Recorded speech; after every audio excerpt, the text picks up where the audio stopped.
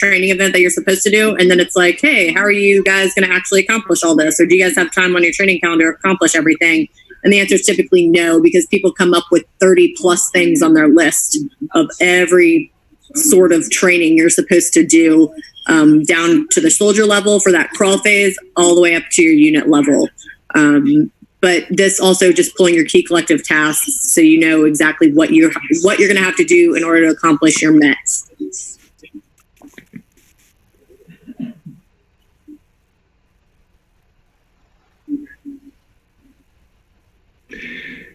Okay. Yeah, let's keep in mind that the METs are the primary focus of the training. The training MET has to be performed to a T standard, and usually that's based on the higher commander's orders. And those training culminative tasks are those collective tasks that you have to train the MET are what is going to be your objective evaluation if that MET is actually trained or not. What are the key inputs to the unit training plan? From the mission analysis back brief and the mission analysis that we've done based on the higher headquarters order, you identify and understand the OE. Again, we talked about the PME, SSI, PT. We determine the METs, we just did, the essential tasks from higher order. We assess the METs. We assess the MET proficiency and the TNEO we just talked about, the metric that actually gives you your qualification for fully trained status. Identify the long-range planning horizon, the short, mid, and long-range planning horizon. We just went into some the 0 to 6 weeks, 6 to 12 weeks, and the unit training all the way out to 2 years for some of those METs that cannot be trained to proficiency in a realistic environment by the assessed time frame, usually the NTC or the culminating event. And of course, identify the training resource issues, the risk, and the resources. Okay, preparing the training calendar. This is what we're going to do next. We're going to go into this in more detail in the final PE. And the UTP calendar virtually defines the time available to train. A simple calendar format showing the planning horizon is a good start point for planners. You usually apply the training command or installation time management cycle. It allows the commander to prioritize training resources by specifying what the units have priority for in training resources over other units. You're always competing for training resources. Your equipment, your ammunition, and your training ranges themselves have to be forecasted at least 6 to 8 weeks out.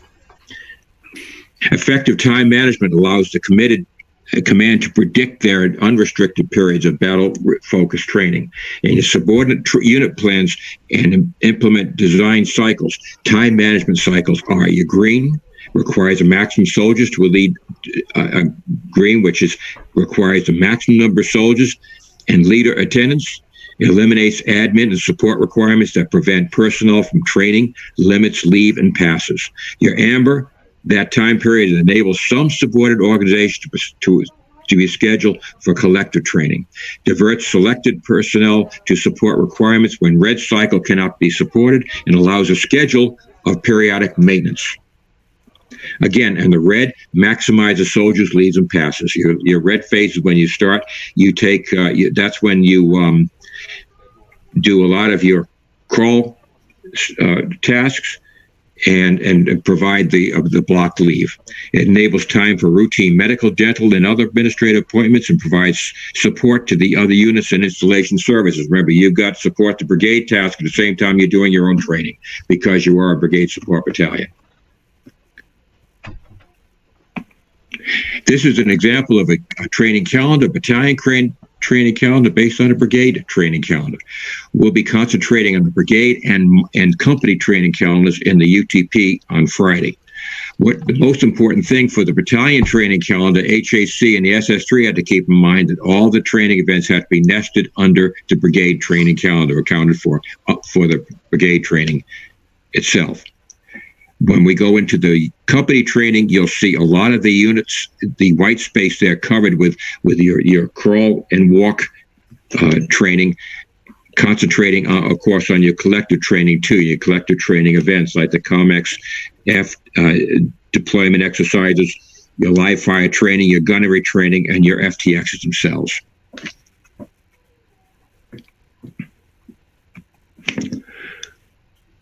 Okay, nesting higher echelons events to crosswalk tasks. This is important because this is where you're going to be nesting your training and support, your company training and support of your battalion, and your battalion training and support of your brigade calendar. Master echelon training is training technique that allows for simultaneous training of more than one echelon or different or complementary tasks. Training clearly nests from one echelon to the next, and effectively crosswalks the task up and down the chain of command, up and down the echelon. All multi-echelon training events directed by higher quarters are placed on the UTP. Examples: gunnery, field training events, XVALs, combat training center rotations. You'll see the battle tasks and the MET training all nesting under the brigade. I want to discuss this briefly because the battle tasks are your mid-range tasks. Battle tasks are platoon and lower echelon tasks that actually almost in the crawl and walk stage. Battle tasks are collective tasks, also a platoon or lower echelon train-on that supports the company MET. Battle tasks developed the platoon leader and platoon sergeant and approved by a company commander. And battle task concept allows for lower echelon to achieve battle focus, nest platoon and lower task to company METs, and provide a bridge between collective tasks to individual soldier tasks. Based on the company medal, the platoon leader with the platoon sergeant conduct the mission analysis, determine the platoon battle tasks that best support the company METs. Next is determining the unit training events.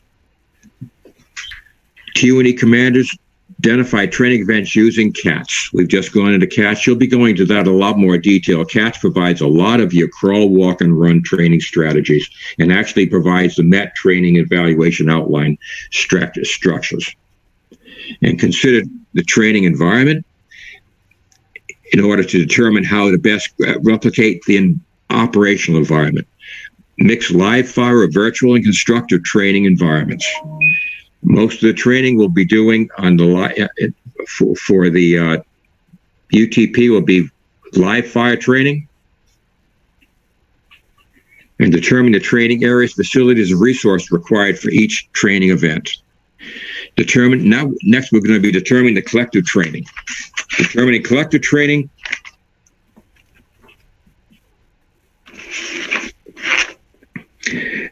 on the unit training calendar, display the higher quarters, headquarters time management cycle, green, amber, red cycle.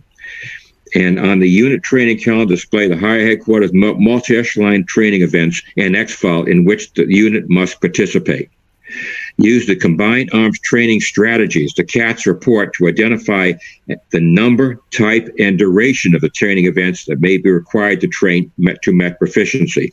Associated METs with training events using CATS, identify training crawl, walk, and run methodology events, crawl, walk, and run events, and array them according to the unit training calendar. Determine the right mix of sequences of live training to virtual and constructive training, including gunnery. Identify the training events and allow the unit to train in identified operational environment. And identify the unit that must participate in the training event to include the supporting units.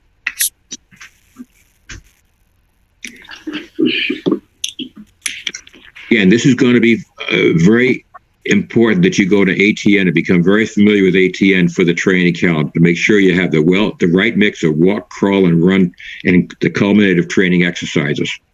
And making sure they're nested, but for the companies are nested to the battalion is nested to brigade headquarters. That's what we're looking for. And also make sure we always have a culminating event which projects, which qualifies the training to going from a practice to a trained status. Next, identify the training objectives. A training objective is a statement that describes the desired outcome of the training activity in the unit. TOs are identified for each multi-echelon training event conducted in long-range planning calendar.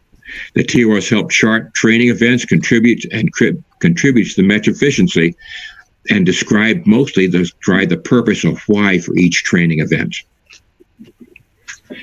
Using a backward planning crawl, walk, run methodology. The simple technique begins with the commander's visualized end state. The end state, again, is the point of time, and the unit expects to be trained to standard in selective METs. The unit X file normally culminates in the end state. The unit X file is also a training event that culminates the crawl one methodology sequences train events from simple, increasingly complex, ensuring that task proficiencies progressively build on one another. A simple crawl event are scheduled on the front end of the UTP and progressively increase in complexity. This methodology ensures that task proficiencies progressively build on each other. Again, you'll start with the crawl methodology, the crawl training events, which are your soldier and your battle tasks, moving to your walk training tasks, which are usually your collective tasks, your FTXs, your gunnery exercises, your live try exercises, your command post exercises. And of course, your culminating event, your culminating event will be the brigade external evaluation, like the Pegasus that you'll see basically in the brigade order, or the NTC rotation itself. Next, consider the training environment. The training environment is probably the first element we deal with in the training and evaluation outline, and that has to usually be in a hybrid environment using regular and irregular warfare techniques, and comprises also more realistic training used mostly in day, but then also has to be involved in night fire exercises also to be fully trained. Factors such as availability of resource time and safety considerations cause commanders to leverage all of the live, virtual, and constructed training environments. Blended training. Blended training is a unit training conducted concurrently with two or more training environments, live and virtual. BTEs also lack the sophisticated integrating technology that allow the different environments to interact. The integrated training environment uses consistent and continuous live fire training exercise and environments to stimulate mission command information systems. And ITE also uses correlated terrain databases.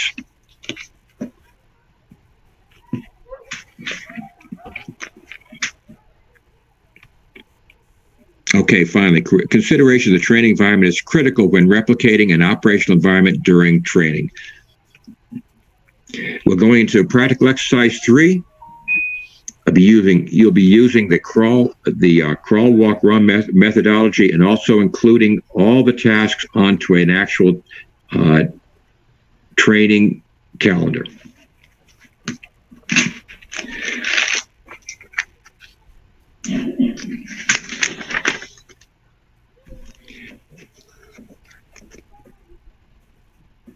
Okay, this is when you actually start developing your training calendars, and you'll take the MET to individual task crosswalk. And you'll be crosswalking your mission essential tasks to your battle tasks and to your individual and soldier tasks. Starting with your MET, you want to put down the METs, and then you want to come up with some battle tasks, middle tasks, intermediate tasks, and then come up with individual tasks that are to support that collective task. So the METs actually develop first. The collective tasks are usually identified in CATS under the MET, and your battle tasks and soldier tasks are usually developed in the training strategies you see also in CATS.